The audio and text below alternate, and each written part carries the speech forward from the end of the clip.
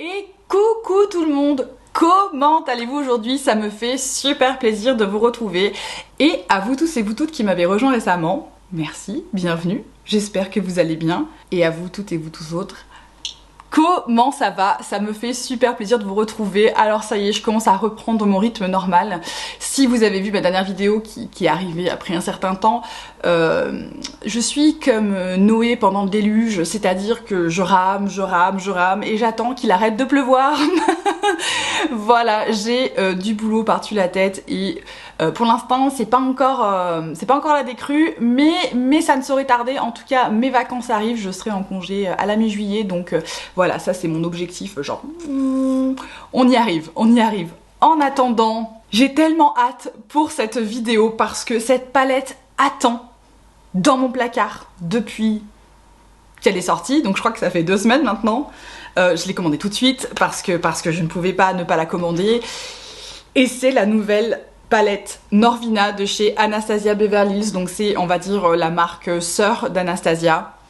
La Norvina numéro 5. Alors bien sûr, quand j'ai vu les photos promo, je savais que cette palette était pour moi. Déjà rien que le packaging est juste magnifique. On a à l'intérieur tous les coloris qui me plaisent.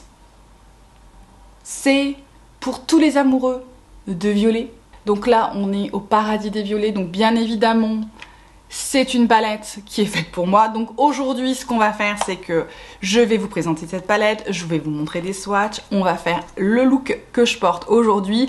Je vais vous donner mes premières impressions. Et parce que on peut toujours plus, je vous fais quelques swatchs de comparaison avec les autres Norvina de la gamme qui lui ressemblent. On va dire qu'ils sont dans la même catégorie. Donc la 1 et la 4 que j'ai là avec moi.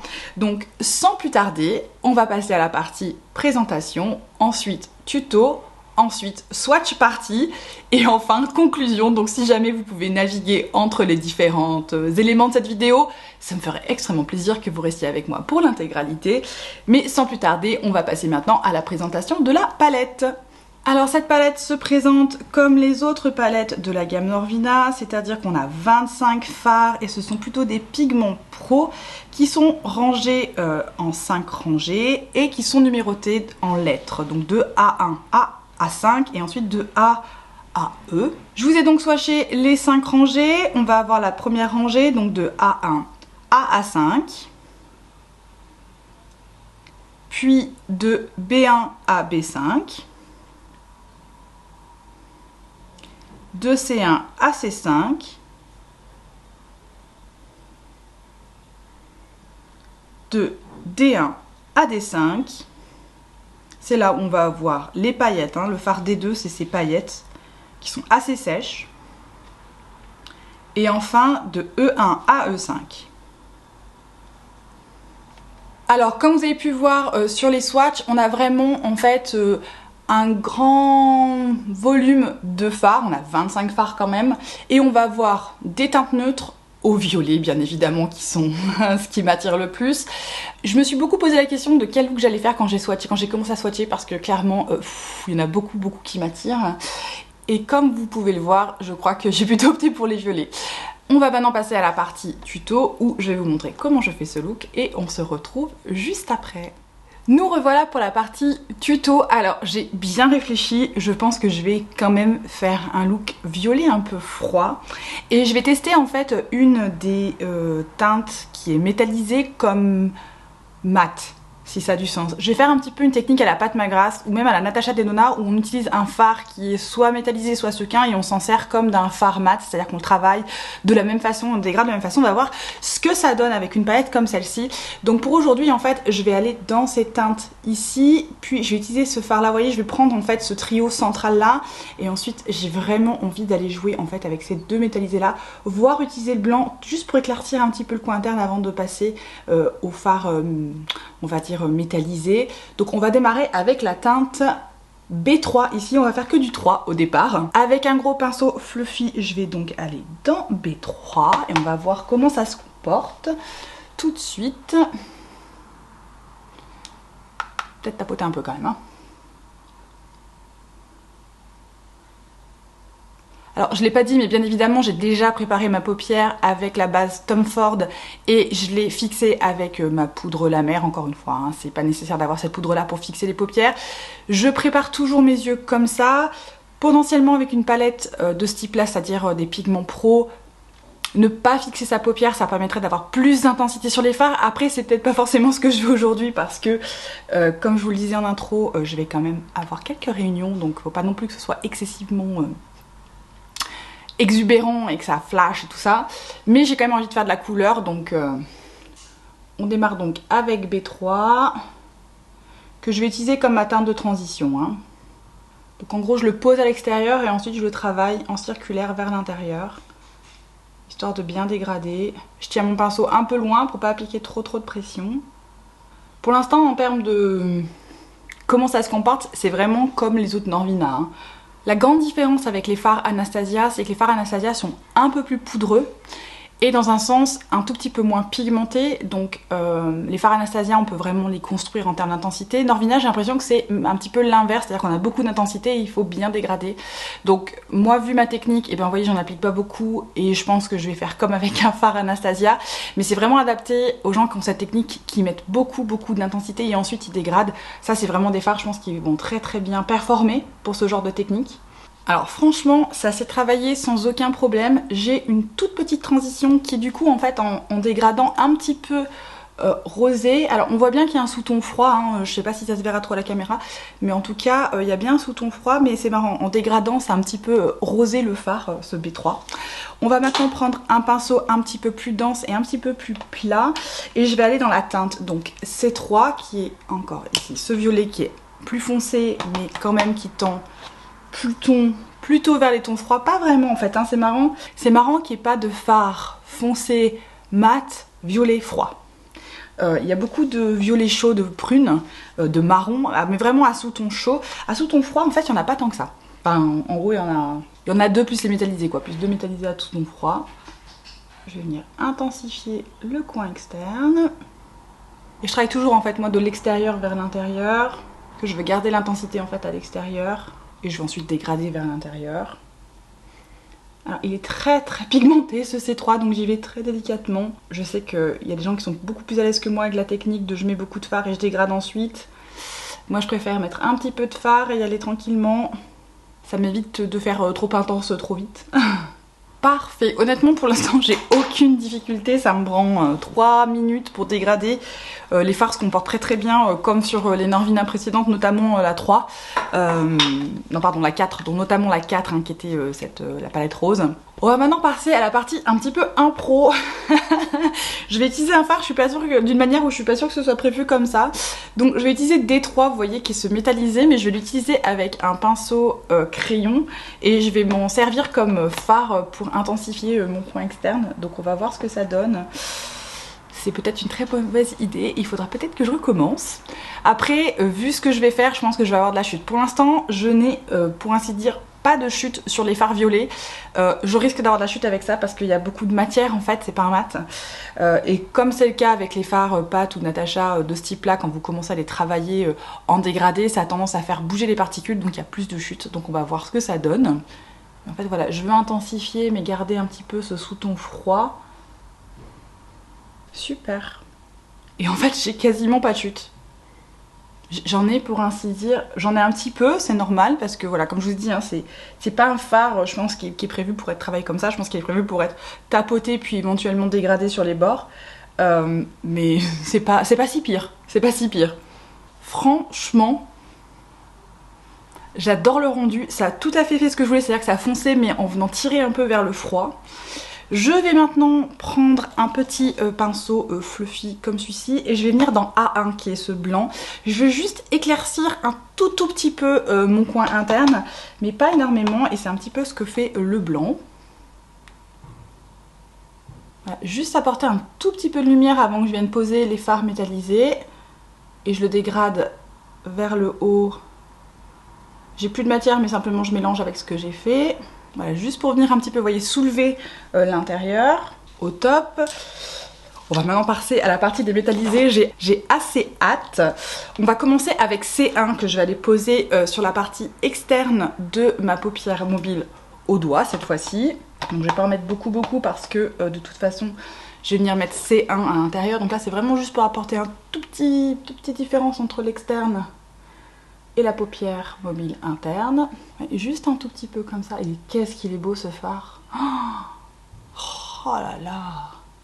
Il est trop beau. Il s'applique hyper facilement, il est hyper crémeux. Il est sublime. Franchement, il est magnifique ce fard. Et maintenant, je vais aller mettre C1. Donc C1, c'était le métallisé un petit peu, c'est pas citrine, mais il est entre l'argent et il a un petit sous-ton un peu doré. C'est hyper intéressant comme couleur. Qu'est-ce qu'il est beau. Je crois que j'en ai trop mis. Je vais essayer de lui tapoter un petit peu sur mon autre doigt, histoire de pas trop en mettre. Si jamais c'est, voilà, petite astuce, hein, de tapoter sur le doigt si vous avez l'impression d'en avoir trop sur votre doigt. C'est ça, il est un peu citrine, il est un petit peu doré en fait. J'adore. C'est une teinte qui est trop jolie. C'est juste trop beau. Ça fait un espèce de dégradé. Je vais vous rapprocher après une fois que j'aurai mis le mascara pour que vous voyez. Mais alors ça fait un résultat, c'est juste, c'est hyper pétillant. Je suis archi fan. Alors après en termes de chute, j'ai bien évidemment plus de chute sur ces fards là parce que bon je les ai travaillés au doigt sec. Donc j'ai un petit peu de chute notamment ici à l'intérieur, mais ça c'est un petit peu comme d'habitude chez moi si vous ne le savez pas. Moi ça a toujours tendance à tomber là, donc peu importe la technique que j'utilise, j'ai toujours un petit peu de transfert. Donc rien d'incroyable. Sinon franchement j'ai assez peu de chute pour le reste. Donc je vais aller nettoyer tout ça, je vais mettre le mascara et je vais ensuite vous rapprocher pour que vous voyez le look terminé. A tout de suite. Et voilà le look terminé. Alors clairement, je suis archi fan. J'ai obtenu un look violet avec une touche de ce petit truc que j'adore en termes de performance. Alors bien évidemment c'est une première impression qui est basée et sur mes swatchs et sur le look que j'ai fait aujourd'hui, donc je n'en ai fait qu'un pour l'instant, mais alors je suis sans voix. C'est vraiment une très bonne palette. Alors il faut aimer les roses et les violets, enfin pas tant les roses mais il faut aimer les violets et les teintes un petit peu prunes à sous-ton, un petit peu terracotta, mais alors c'est vraiment quelque chose de très... Là c'était ça que je voulais d'Anastasia. Alors j'aurais aimé ça chez Anastasia, je vous cache pas que... mais je suis pas malheureuse que ce soit Norvina parce que du coup on a encore plus de choix. J'ai trop hâte de jouer dans ces teintes, vous savez, un petit peu pêche, corail pour l'été, avec... on a vraiment pour le coup énormément de profondeur dans les teintes, les violets un petit peu à sous-ton chaud, donc tout ce qui va tendre vers les prunes. Notamment ici on a le mat le plus foncé qui est comme ça en fait, hein, qui est... un marron prune, mais du coup qui a un sous-ton chaud, du coup qui ne marche pas en fait avec les violets froids de cette palette, ce qui est ma toute petite critique. Ceci dit, j'ai la Norvina 1.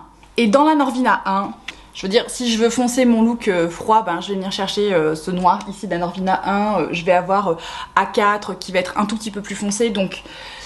Vu que j'ai cette possibilité là, moi je suis pas très fâchée qu'il n'y ait pas un violet froid foncé dans la Norvina numéro 5.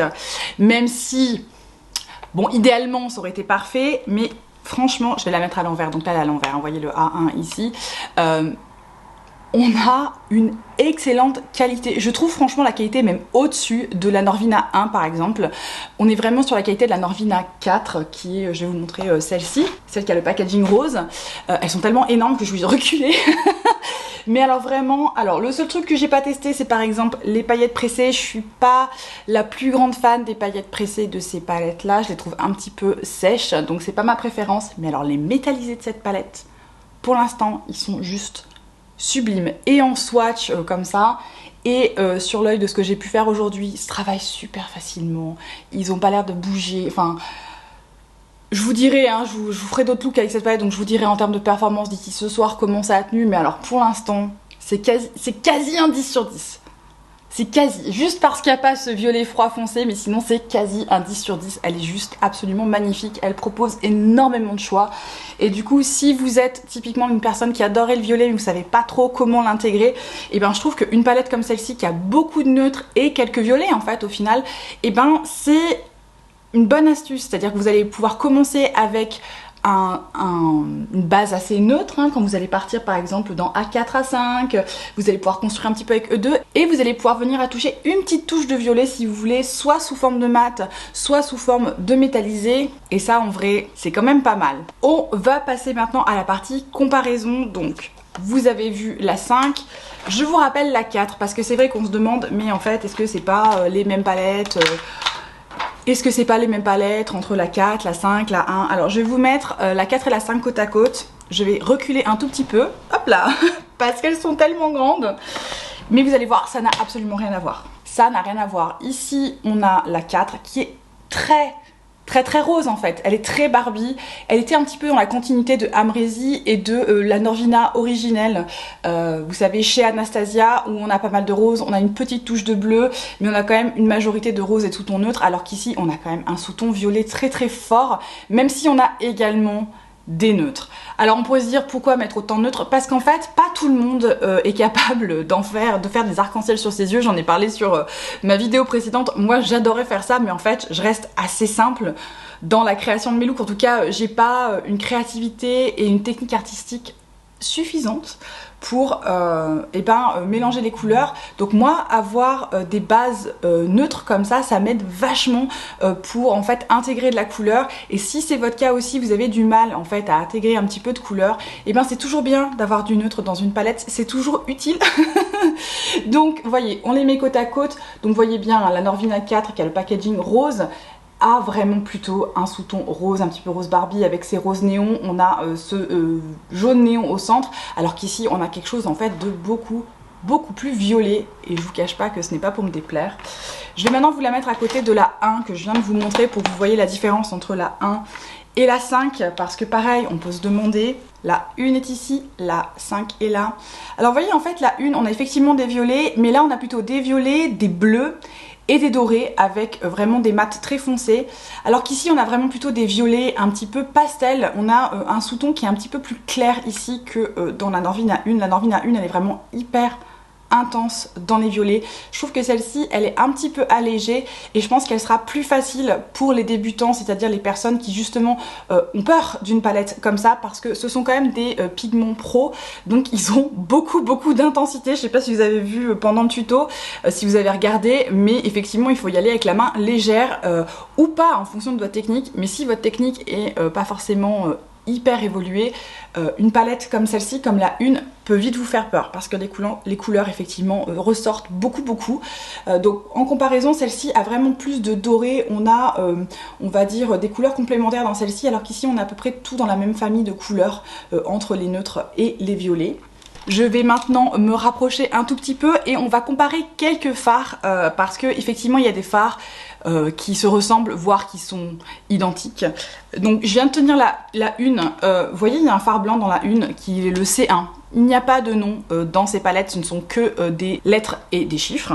Donc le C1 c'est un blanc mat. Il faut dire un truc, les blancs mat des palettes Norvina sont vraiment très bons. Donc ça c'est C1 que je vais swatcher sur ma main ici comme vous voyez, et je vais aller maintenant swatcher A1 de la numéro 5 qui est ici hein, en bas, qui est également un blanc.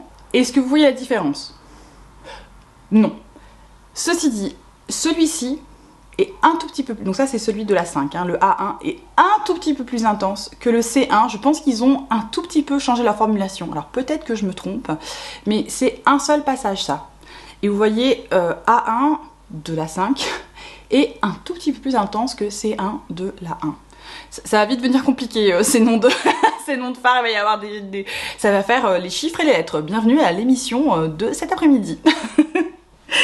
Mais voilà, entre les deux on a beaucoup d'intensité hein, mais c'est vrai que, pardon je prends une petite lingette pour enlever tous ces petits swatchs, je trouve qu'il y a un petit changement de formulation entre la 1, j'ai envie de dire, et à partir de la 4. Vraiment, à partir de la 4, c'est-à-dire la rose, celle-ci, je trouve qu'ils ont changé quelque chose dans leur formulation pour le mieux, Alors on va continuer avec les comparaisons, et il y a un fard dans la nouvelle qui m'a fait penser à justement la 4, et c'est le fard C1. Oula, je viens de m'agresser.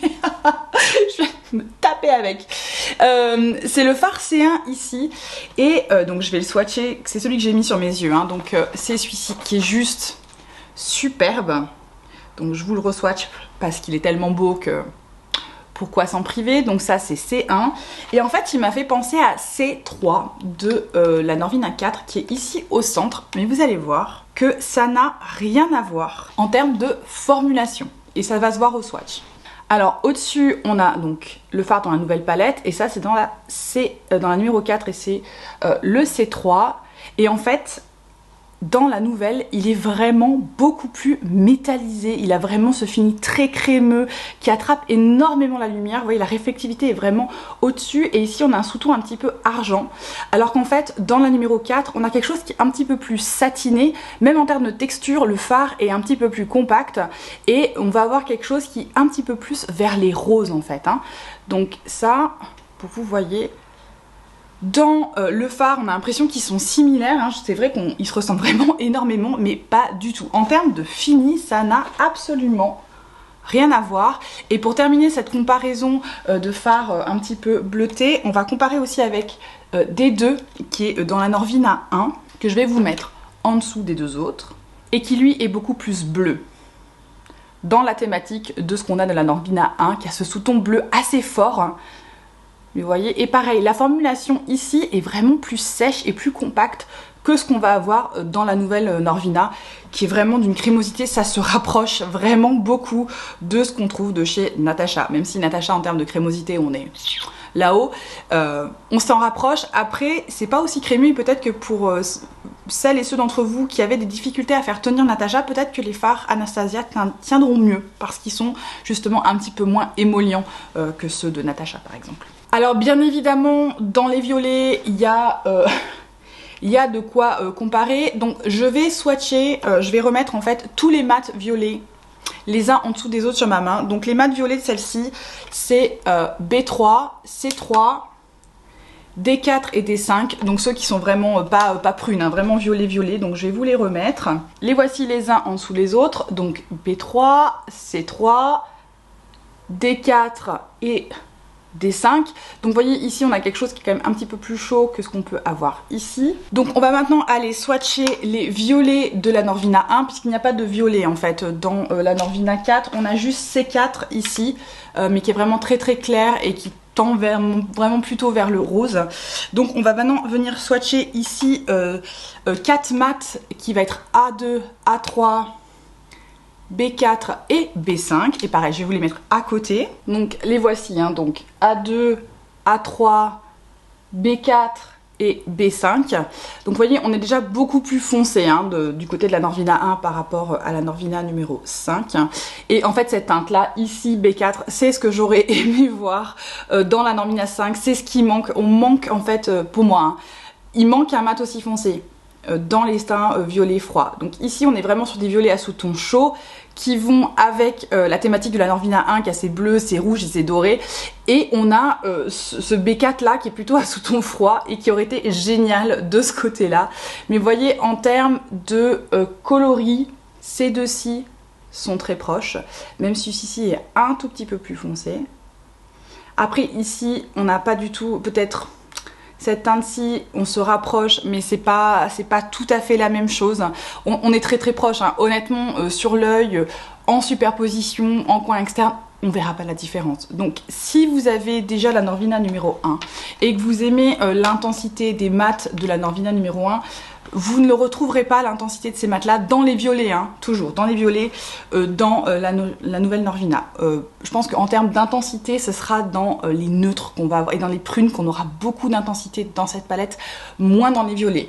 Alors le fard que j'ai utilisé C3 fonctionne très bien pour foncer, par contre ça vous fait un fini irisé, ça fait pas du tout ce fini mat un petit peu flou. Après c'est une histoire de préférence, moi j'aime bien ce fini là, mais ça pourra peut-être vous manquer si c'est ça qui vous attire, parce que par exemple si on utilise E5 on va venir réchauffer un violet qu'on aurait voulu garder froid et c'est quand même un peu dommage. Alors je parle beaucoup des violets, attention, je pense que les fards les plus foncés, en fait en swatchant et en me démaquillant, je sais pas si vous voyez, regardez, on voit un petit peu, je pense que ça peut tacher. Donc mettez bien une bonne base sur vos paupières, parce que comme ce sont des pigments potentiellement ça tâche.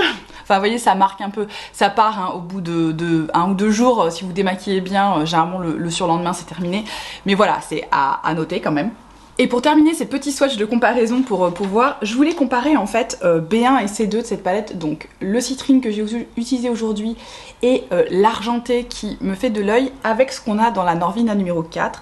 Donc je vais déjà swatcher B1 et C2. Ils sont juste tellement beaux. Enfin je veux dire, alors là, ça ces deux là, oh là là.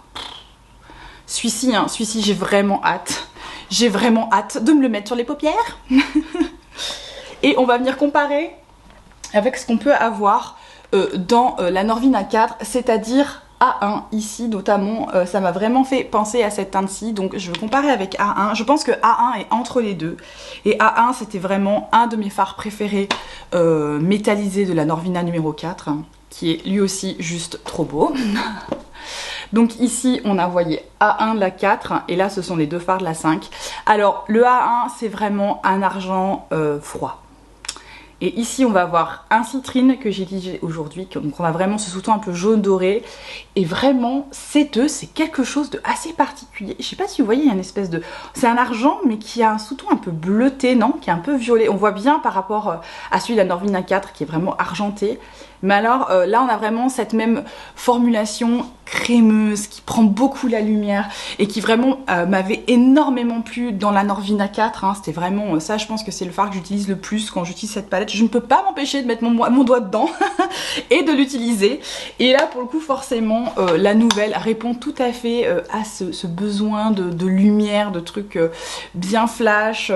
Donc vraiment là-dessus c'est vraiment des teintes qui sont assez unique et qui n'existe pas hein, dans les autres Norvina que j'ai en tout cas à ma disposition. Et pour terminer ces swatchs, on va maintenant swatcher les métallisés un petit peu neutres des palettes parce qu'il y en a quelques-uns mais ils sont assez spéciaux je trouve dans la nouvelle. Donc je vais swatcher, je suis en train de regarder, A2 ici qui est un métallisé, C4 ici au centre, D1 et E1 qui sont tous ces métallisés dans les neutres. Alors autant vous dire que ceux-là, ils sont exceptionnels. Ils sont juste... La formulation là, elle est au swatch, je peux vous dire que la formulation est absolument magnifique. On va maintenant comparer avec les neutres qu'on a dans la Norvina 4. Notamment je pense à A5 qui est ici, B4 qui est là, C3 je pense.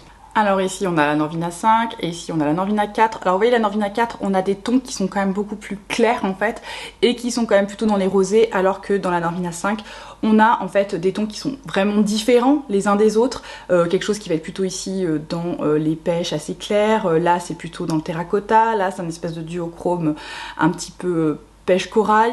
Dans la Norvina 4 on a quelque chose qui est plutôt dans les sous-tons roses, alors plus ou moins foncé. Surtout la très grande différence entre les deux je trouve c'est la formulation de ces fards là, c'est vraiment toute cette formulation crémeuse, alors que dans la Norvina 4 par exemple cette dernière teinte ici qui est la C1 de la Norvina 4 elle était beaucoup plus sèche en fait à swatcher.